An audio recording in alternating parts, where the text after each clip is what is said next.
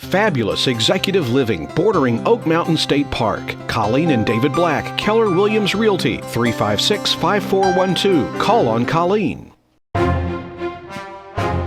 This is your Weather Extreme video for Sunday, July the 19th.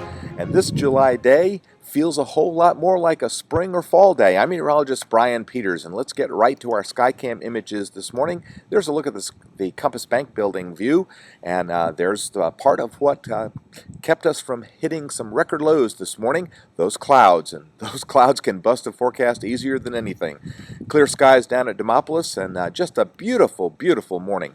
The reason for the beautiful morning is a surface high-pressure system extending all the way from extreme south-central Canada all the way down into Arkansas. And that is also supported by a very nice East Coast trough, and this is certainly an anomalous situation. That is one we just don't see that often in the summertime, to have a trough of this depth, and that certainly is welcome.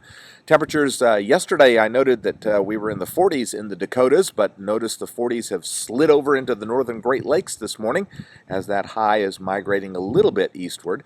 And across central Alabama, we're generally in the lower 60s, but there are some 50 values in there. I noticed Gadsden and Fort Payne, as well as Muscle Shoals, all in the 50s, so a few of us got a little bit cooler values. The QPF pretty much tells the story for the next 5 days. Going to be dry.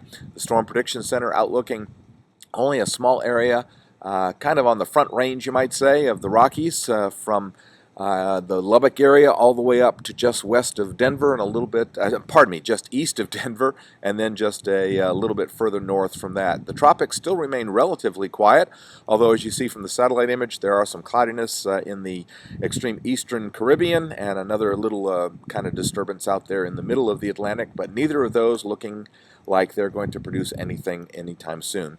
All right, here's the 06Z GFS model running. There you go. There's the high, and it's going to keep us dry today.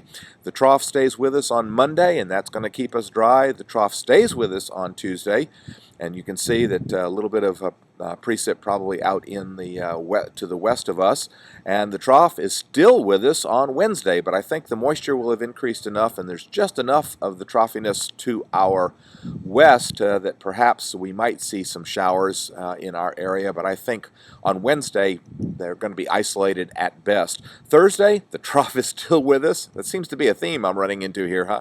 And on Friday, we see the trough is a little bit further to the east, but there are a number of little short waves in there, and that is going to act on that moisture. And I think Thursday and Friday and into the weekend we may see some scattered showers, but again, still scattered. And there's the view on Saturday, and then Sunday, still once again the possibility of some scattered showers, but very few of us getting any precipitation, I think.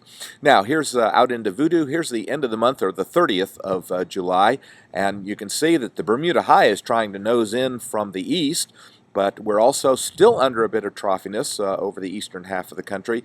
And believe it or not, look at this, into August. Could this be one of our cooler Augusts? Well, it's quite possible the way it's starting out. But of course, that is voodoo, so we'll be watching that for what might happen out in voodoo land.